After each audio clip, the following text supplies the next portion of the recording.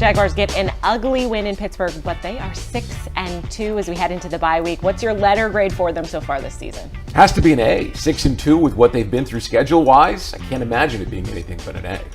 A.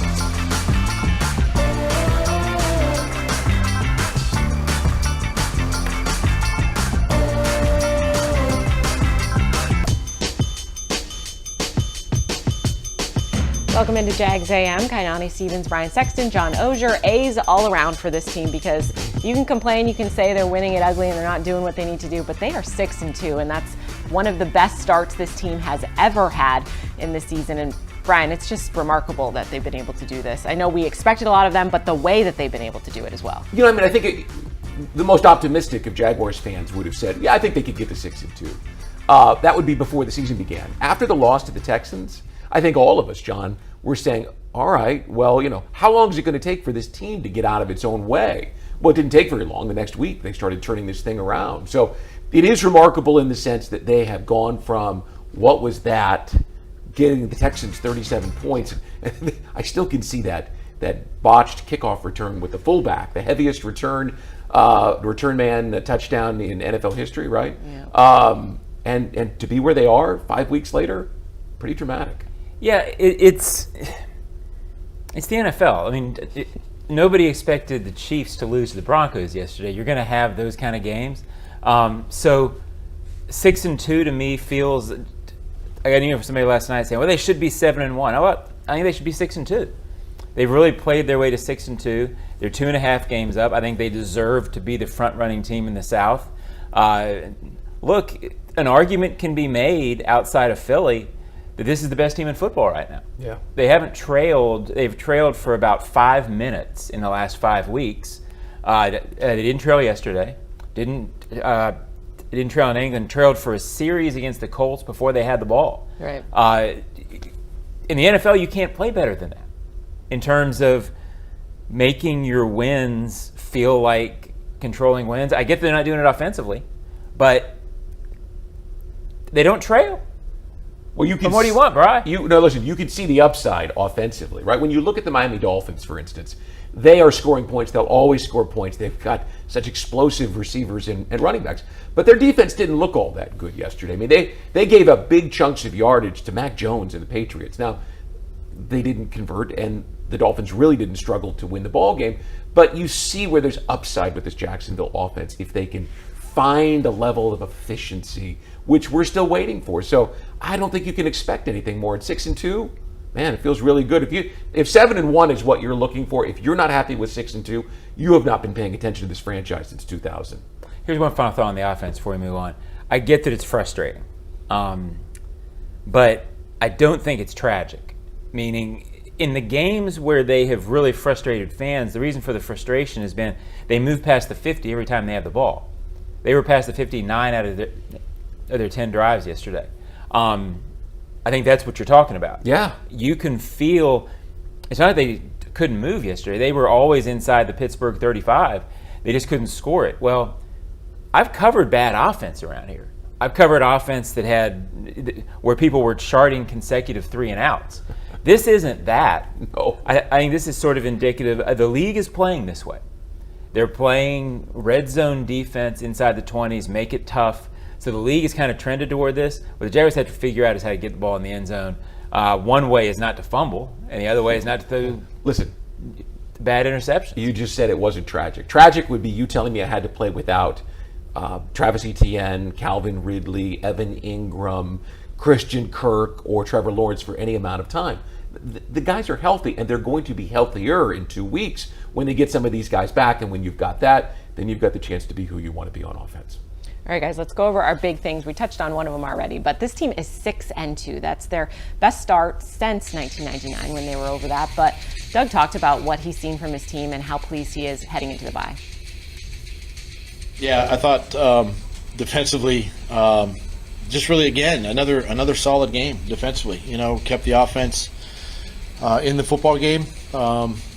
We knew going in how opportunistic Pittsburgh's defense is, and they capitalized. Obviously they created some takeaways, and then our defense in the second half created a couple takeaways. So for Monteric to come in and play like he's done now the last couple of weeks, and Andrew Wingard to come in and play that safety spot, and Antonio Johnson getting in there, and just the guys have just hang together, and really proud of the way they performed today.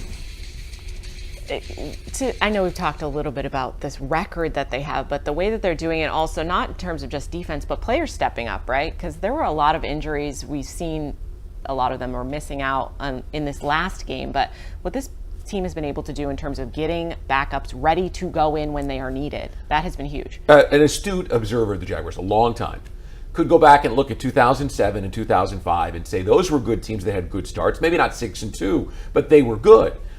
This team reminds me of 98 and 99, John, because they have answers. They have all sorts of guys and all sorts of answers for questions that are posed by injury or a lack of productivity at any given moment in time or a matchup. This is a talented team, and Doug Pederson and his staff are getting the most out of them right now. I think if you really gave Doug the honesty pill, he'd have told you at 1-2, looking at the schedule they had, I think he'd have taken 5-3 easy, maybe even just tried to get to 500. And I know they wanted more than that, but to have sort of passed through that, I think he's ecstatic. I think he looks at it and said, I've got a defense that doesn't feel like it's going away. I don't know if they're going to, all of a sudden be the best defense we've ever seen, but I think the stat is 7 out of 8 games, the opponent has had 7 or less in the first half. Yeah. Well, that means you're in the game. You're not getting out of it. And then they follow that up by playing really well in the second half. I don't think he thinks the defense is going away. And I think he sees an offense right now that's close, and that when it needs it, the last 2 weeks, a 44-yard touchdown to win it, 56-yard touchdown to it. When they need the plays, they make them. Just this thought, this is a really good coaching staff. I mean, from the head coach and the coordinators who get all of the attention on down to Phil Rauscher on the offensive line, or Brenston Buckner on the defensive line, or Bill Shuey, who's got those 2 outside backers playing very well. We talk about players all the time. I think this might be the best coaching staff from top to bottom that the Jaguars have had since the early days of the Coughlin regime. Let's go to our second big thing, which is defense had a day. We can give a lot of credit to Mike Caldwell, what he's been able to do with this team so far this season. The amount of turnovers they are forcing, and also a lot of those plug-and-play players that we've been discussing. Andrew Wingard stepping up, Monteric Brown as well, and the defense had themselves a day. Great. Really good. It's something that I told the team, the first half of the season, these first 8 games, I think, with all the travel and Thursday games and in and out of hotels and different things like that, the guys have really handled it extremely well. Proud of the guys for doing that, and really excited to be 6-2 at the bye. So when you come into the game yesterday against Pittsburgh and you see Andre Sisco and Tyson Campbell are going, that's when I was concerned it was going to be a little bit of a hope defense, but the way that Andrew Wingard and Buster Brown were able to step up, and kind of Darius Williams has been playing great. It's so many different names, and maybe names you didn't expect. Well, you saw the first play of the game. They went right at Dewey, right? Oh, yeah. And he was up for the challenge. He had a great day.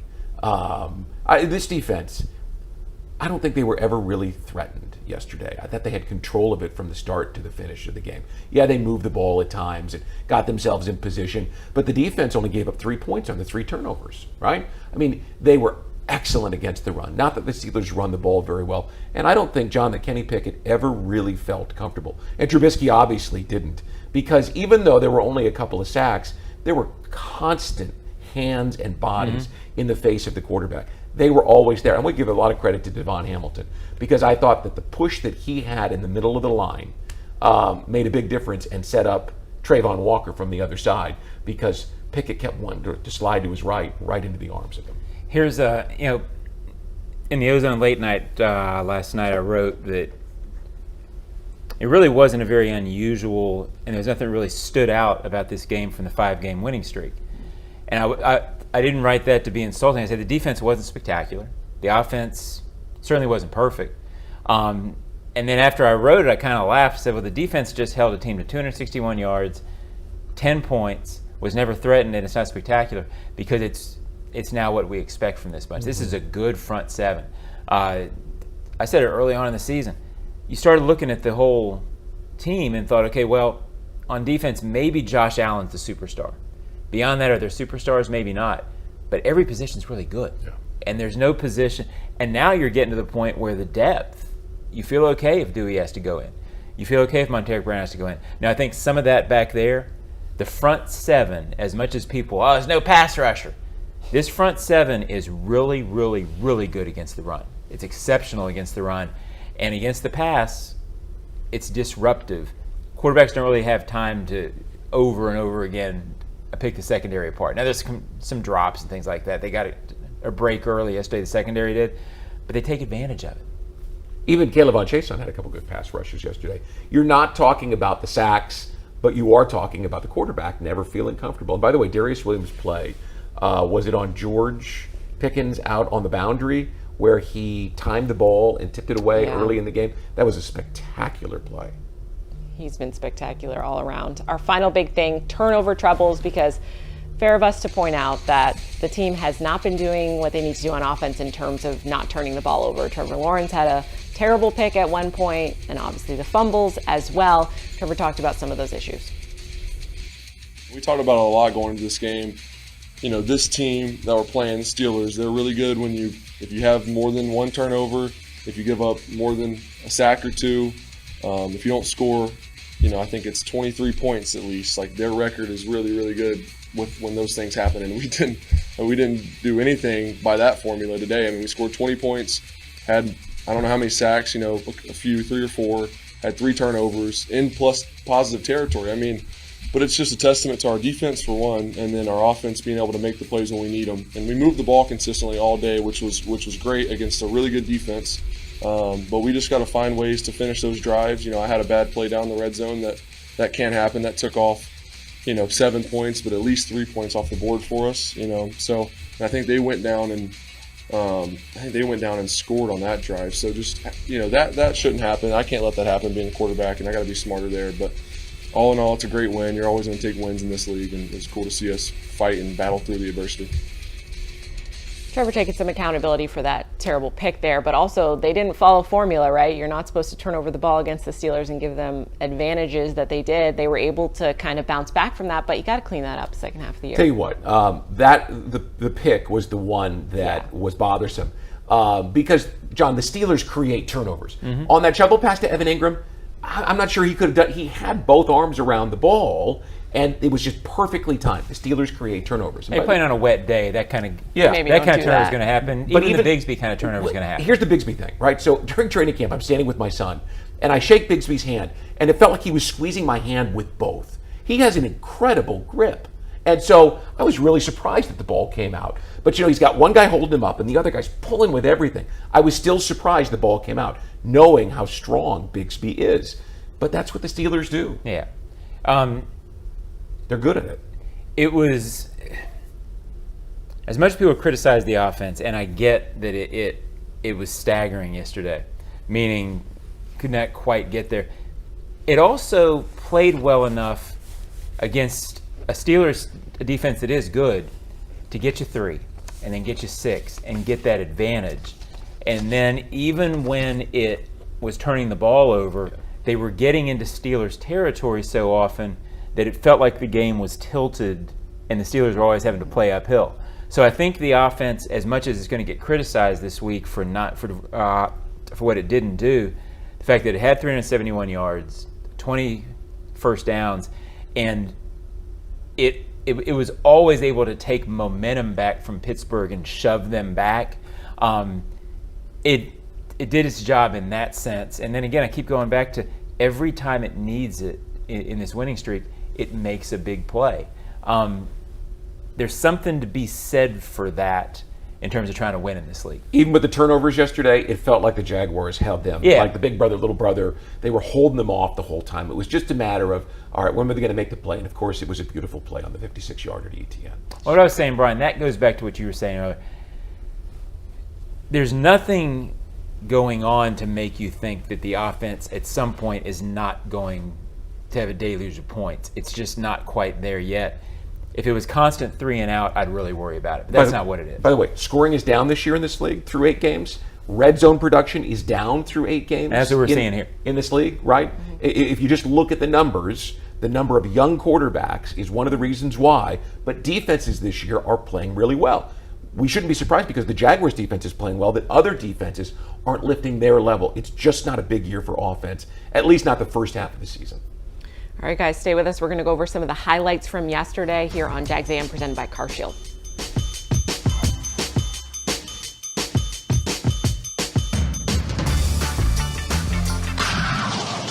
Jaguars fans, huddle up for the best defense against expensive car repairs, CarShield. Score big with the nation's #1 automotive protection company, CarShield. They offer affordable plans that cover over 6,000 parts and systems in your car, truck, or SUV. Don't miss any Jaguars action this season with the car breakdown. Call the MVPs at CarShield for the best coverage ever. Call 800-471-1223. 800-471-1223. Go Jags! Since 2014, there's been only one official home builder of the Jaguars, Dreamfinders Homes. With quality-built homes and a speedy move-in process, we're in 20-plus communities in the best locations across Northeast Florida. Dreamfinders Homes is everywhere you want to live. So get off the sidelines, Jags fans, and get into the game. Let Dreamfinders help you navigate your home purchase and offer great interest rates. Visit DreamfindersHomes.com for all your move-in ready homes and step up your game. Frank Frangie here. When you want barbecue in Jacksonville, you want Bono's Pit Barbecue. You can find Bono's locations all around town and on game day at Everbank Stadium because Bono's is the official barbecue of the Jacksonville Jaguars. Over 70 years of authentic Southern Pit Barbecue. We are the local barbecue joint in BBQval for generations of people in Jacksonville. Go to bonosbarbecue.com to learn more or call 904-880-8310 today. And remember, if you don't see a pit, it ain't legit. You can call CarShield now if your car's out of manufacturer's warranty. Don't get stuck with expensive mechanical and computer repairs. Call CarShield now. Welcome back to Jags A.M. presented by CarShield. We're in the Hyundai Studios. Let's go over some highlights from yesterday. It was ugly, but there were some good things, very memorable things, I should say, as well. And one of the first ones out of the gate was Trayvon Walker getting after the quarterback because we know we've seen a lot from Josh Allen, but Trayvon's success was impressive yesterday, and especially, Brian, I know you specifically talked about Devon Hamilton's return helping him out. Well, and it was so timely because so many people wanted to question Mike Tomlin, right? Noted defensive coach praising Trayvon Walker. There were lots of skeptics, and yet here he is coming out and proving that he's got it. Now, does he have a bevy of pass rush moves? No. But when you see him get to the quarterback like that, man, all of a sudden now, if you're the offensive coordinator, you got to start sliding back that way, and then it opens things up for Josh Allen, who came up with 2 sacks. So he is a wrecking ball, and he is a really good football player. This was fun to see early on. when he pushes the pocket, he sometimes pushes multiple people back into the pocket. I don't think you can give him enough credit for making it difficult to operate to his side of the field. He's a dominant presence on his side of the field, and I get that people are frustrated by sack numbers, but I said for a month, I don't want to watch this team play defense without Trayvon Walker on the field, and that's why he plays more snaps than anybody in that group, because he's the player they don't want off the field. He's matched his total from last year through 8 games. He's got 9 more games. My guess is he'll end up with 7 or 8, and that might silence people a little bit. Here's the best part. That set up a 3rd down and 15 on a wet field for a quarterback. I mean, the Jaguars got the ball back, and it's not Trayvon's fault they didn't score a touchdown. Mm-hmm. They just were with a field goal. So he created an opportunity for the offense. Well, that's what this team does defensively. They get other teams in down and distance is a big deal for play calling in this league. This defense, I haven't looked at the numbers, but just the way it feels, faces a lot of 3rd and 7s as opposed to 3rd and 3s because of the way they play run defense on early downs. Well, let's look at some of those field goals. Obviously not opportune. You want to get into the end zone. That could have put the game out of the way earlier, but let's shout out the kicker, because I feel like we don't get to do that very often. And Brandon McManus with 2 50-plus yard field goals to start this game. There's a reason in wet conditions, there's a reason you go out and get a veteran kicker, because you're not worried as much when you see a kick like that. Like, he was lining up for 50-plus, and I was like, oh yeah, they'll be fine. Well, there are a couple of situational moments that really mattered early. Mm-hmm. They faced, I think it was 3rd and 21. I think it was the first drive. and they got 12 yards and got back into where he could kick. I think it was his 51-yarder. They got just enough offensive, like I was talking earlier. You want touchdowns, but they got 3-3. Well, then all of a sudden that gives you 6, Brian. You know, math. I am doing that. 3, yes. 6. But it gets you up a touchdown, and it changes the game to where, again, the Steelers playing uphill the whole game after those couple of situations where they got 3. That's situational coaching and playing, and I thought they played smart early yesterday. I would like to invite people to watch him on kickoffs. If you don't, right? It's not as easy to tell how strong his leg is on the field goals, but when you watch him with basically one step and a swing of the leg, and he's creating a touchback for you. He doesn't need the running start that a lot of kickers do. And I marvel at it every time how strong his leg is. He can really kick the ball. Stunned still that he was freed up from Denver. It's just another example of having the right person in a role like that. So when it does come to a point where you need kicks at a certain point, just to get points on the board, you have that. I can see I think by the he's look in your 17 eye. and 19 this year, 4 or 5 from beyond 50. That's why they went and got him. I mean, he had the leg to give. You know, I don't know, not a shot at who was here last year. I don't know if Doug coaches the same way on that field early in the game, facing 50 and 51-yard field goals. I don't know if he's as confident doing that. That sort of shifted that, and that's why Doug wanted Brandon McManus. You're intrigued. You're going to go watch. I am intrigued. 2 steps on the kickoff, and it's in the end zone. Let's do it. All right, what do we have next? Oh, the turnovers. Those were not ideal, but you know, it happens. It happens first. I think the Trevor one is probably the only inexcusable one for me. I didn't love the play call with Evans' fumble, but I mean, that is what it is. That's with the weather situation. It kind of got knocked out there, but It's what they do. It was a perfectly timed hit. This It one, was. John, about every 6 or 7 games, we're going to see him make a throw that you go, why'd you throw that one? That's probably just who he is. Well, I also think he's been, like, we've watched him for it feels like a while now. He's still midway through his 3rd season. He's still a kid. You know, I covered Peyton Manning a long time, and I covered him through some years where he didn't make throws like this. I also started covering him in his 4th year. And in the 4th year, he had 28 interceptions, or 26, whatever the number was. It can take time for these guys to get that muscle memory of, I do not throw the ball in this situation, this is that. So, look, yes, bad play, but a really good play to make up for it in the second half. Without a doubt. He's 6-2, 5-0 at the end of last season.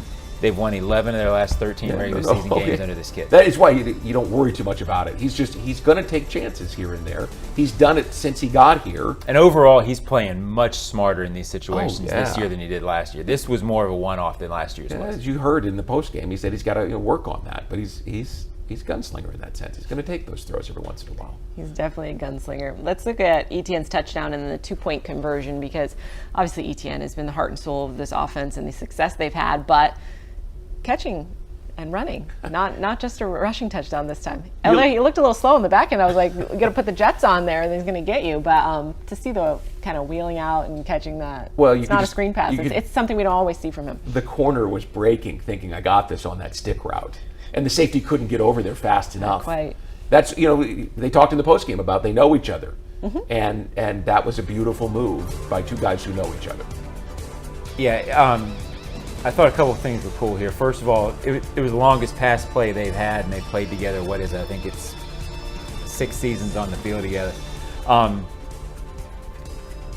There was some talk last week about Calvin Ridley being frustrated, being whatever. Did you see the spike after the play? Yeah. He was more excited than Etienne was. Well, a selfish player doesn't do that in that situation. I don't make too much out of it, but he came along and he spiked and celebrated his teammates. I've covered some wide receivers who wouldn't be spiking the ball for their teammate getting a touchdown. Not that they were rooting against their team, but they wanted the touchdown. So I thought that was pretty indicative of like where Calvin's head is. Something Calvin said in the locker room right before the season sticks with me. He goes, I just want to win. And I think it's real. Everybody says they just want to win. Right. But some players don't act like they just want to win. I don't know. To me, that play showed something. Absolutely. Later on, we saw Steelers try to mount a little bit of a comeback. They got their first touchdown of the day, the only touchdown of the day in the waning seconds of the third quarter. Pickens is the real deal. I mean, he probably shouldn't be talking as much as he does in the locker room, but he is impressive on the field when they get him the ball. Well, I don't know how to describe him. He's got sort of a Randy Moss-style body. He's tall and he's long, and he can jump. And he just leapt over the safety, or was it the corner that was coming underneath, and Dewey was over the top? I mean, Dewey came underneath. I mean, that's just a great play. Great players can make great plays. I think the Jaguars secondary would say that one catch he had was awesome. Yeah. Just the one. I mean, and that was a storyline afterward. I never really understood what Hope defense meant. I couldn't quite figure out. All credit to Demetrius Harvey from the Times-Union for writing. I guess they were mad, but I didn't really understand what he meant by it. But it was just enough to get him angry, and he talked, and the Jaguars. They responded.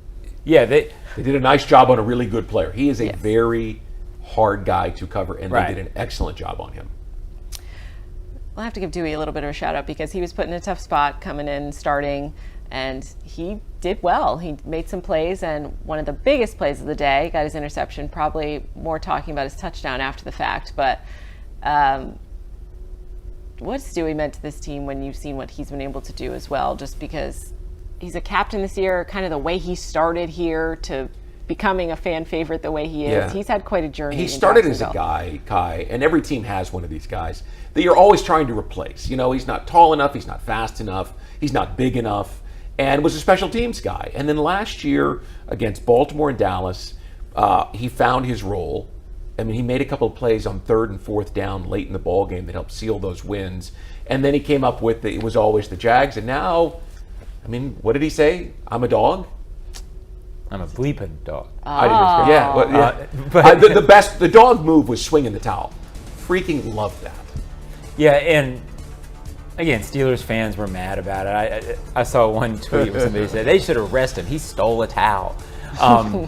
Look, this league and this game is supposed to be fun. Yes. Dewey after the game, and he's my hot take, so I'll say some of it. But he told Brent Martineau, and I talked to him in the locker room for a few minutes, and he said, "Hey, we've got San Francisco, Baltimore, Cincinnati coming in. Isn't that awesome?" Yeah. Like, this is a kid who loves what he's doing, loves playing. The fans see it. His teammates love him. I think you had him cut in the preseason. What I said was those young safeties were going to make it hard on him. And he has played better than both. Although it's nice to see Antonio Johnson on. No doubt. But no, what he has become is. I think you cut him. No, I didn't. We'll have to pull the tape. And the beautiful part about it is you can go back and pull the tape and see it, where I said they're going to make it hard on him, but he has risen to the occasion that he has been granted on this team. And he's going to be one of those guys who plays here 10 or 11 years. He's making it work. We love to see it. All right, stay with us. We're going to have hot takes coming up out of the break.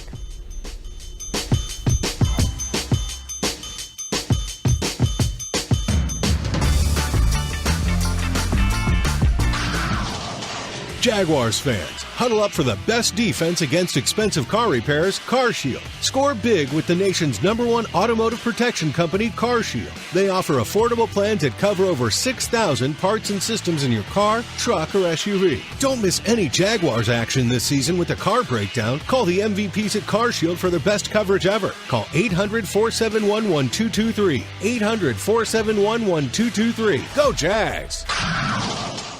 The kick is up. It's good! Score winning sub deals this Jaguars regular season at Firehouse Subs. Get 2 medium subs for just $10 after any game when the Jaguars kick a field goal of 40 yards or more. It's a bold deal for the bold city. Sign up at firehousesubs.com/field goals for Firehouse for offer details and to automatically receive this offer when you use your Firehouse Subs rewards account. Redeemable only at participating Jacksonville and Orlando area restaurants. Only available on the Firehouse Subs app and online ordering.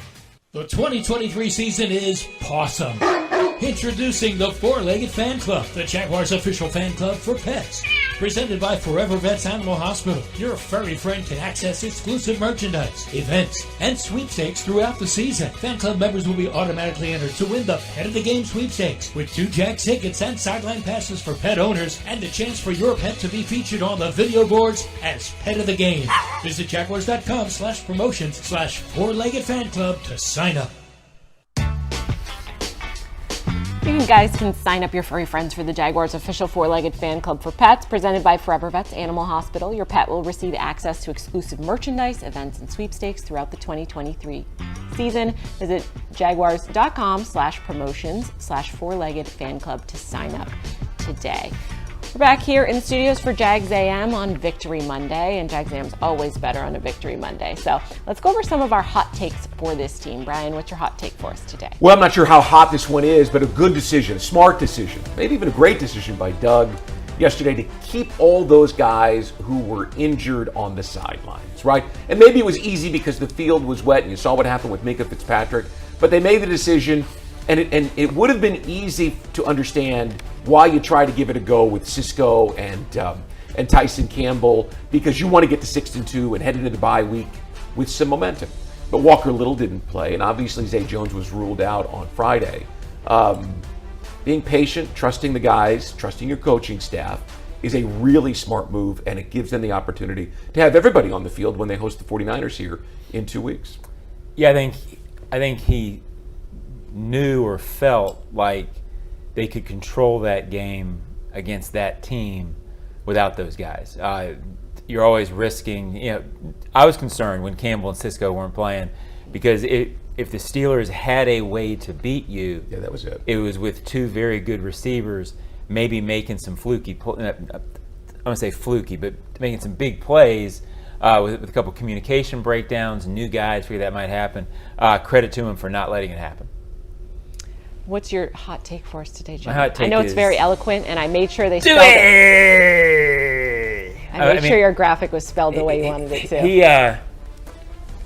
We already talked about him a little bit, but he's a special teams player and a backup, and yet during this winning stretch that started earlier last year, in a way, he's sort of become the face of the franchise. Yeah, I was just about to say he's the heartbeat of that locker room. Yeah, and I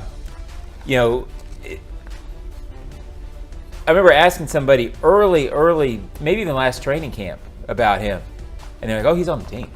Like, you're not getting rid of this guy.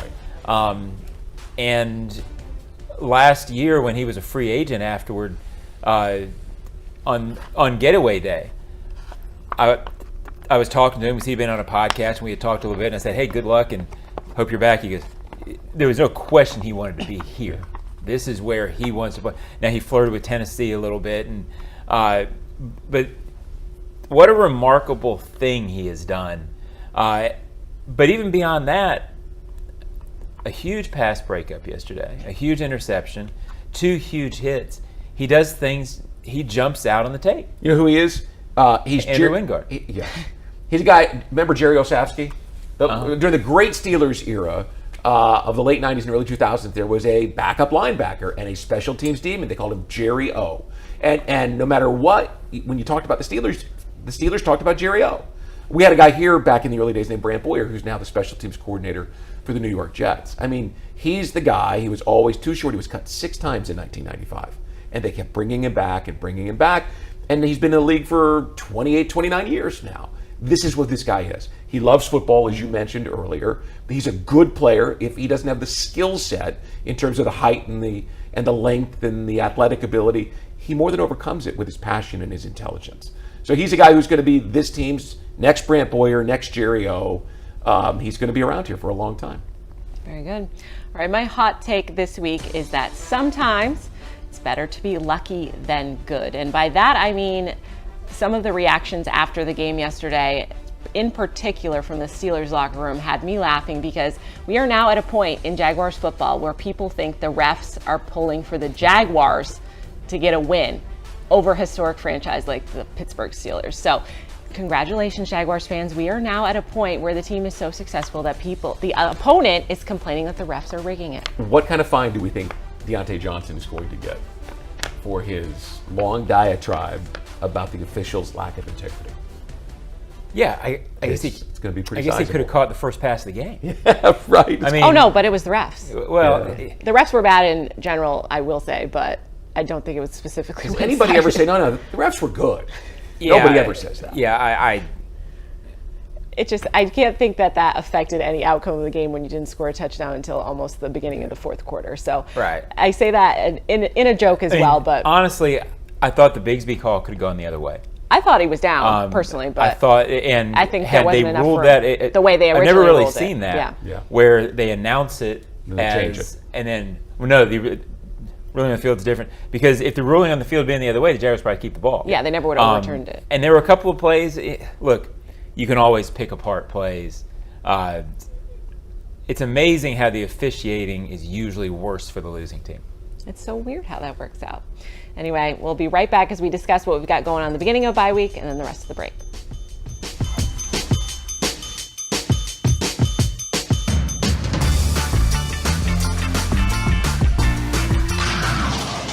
Jaguars fans, huddle up for the best defense against expensive car repairs, CarShield. Score big with the nation's #1 automotive protection company, CarShield. They offer affordable plans that cover over 6,000 parts and systems in your car, truck, or SUV. Don't miss any Jaguars action this season with a car breakdown. Call the MVPs at CarShield for the best coverage ever. Call 800-471-1223. 800-471-1223. Go Jags!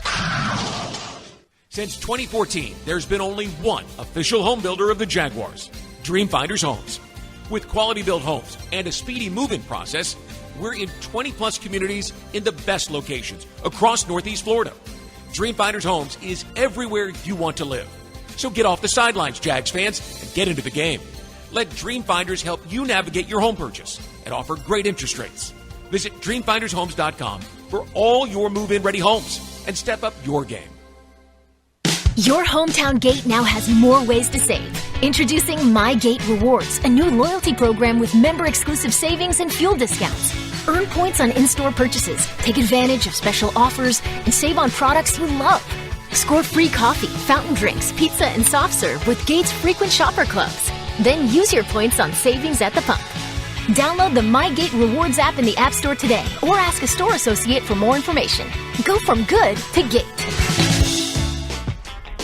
Jags fans, if you want customized Jaguars furniture for your home, check out zipchair.com to browse all customizable options. Zipchair is furniture for fans.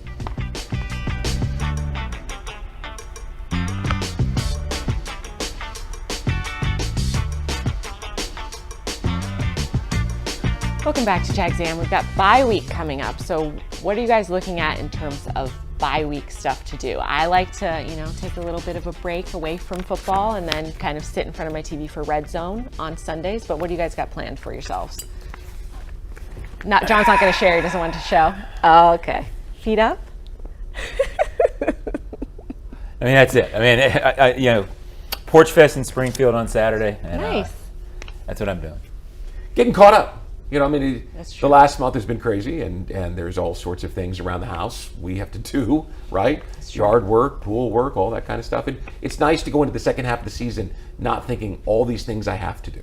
Yes, it's nice to have a little bit of a break. And then also we should say, though, we will be here the first half of this week because the trade deadline comes up on Tuesday afternoon. You guys think there's any moves to be made? Or I would be surprised at this point just because of how well they played. But then again, anything can happen. I'd be surprised because you got to measure short-term expense. This team has salary cap issues coming up. Anything that you get goes up against that at some point. Maybe. They're not going to ignore it. But it's got to make sense in terms of equity, and I just kind of wonder if they'll find anything like that. Yeah, and you hesitate to give away your first-round pick. I mean, the bottom of the first round, people go, well, it's just the bottom of the first round. Well, that was Anton Harrison this year. Would you trade that away, right? And you can't trade your second right now because it's tied up with the Calvin Ridley situation. So I just don't feel like I've got to go out and find more pass rush help.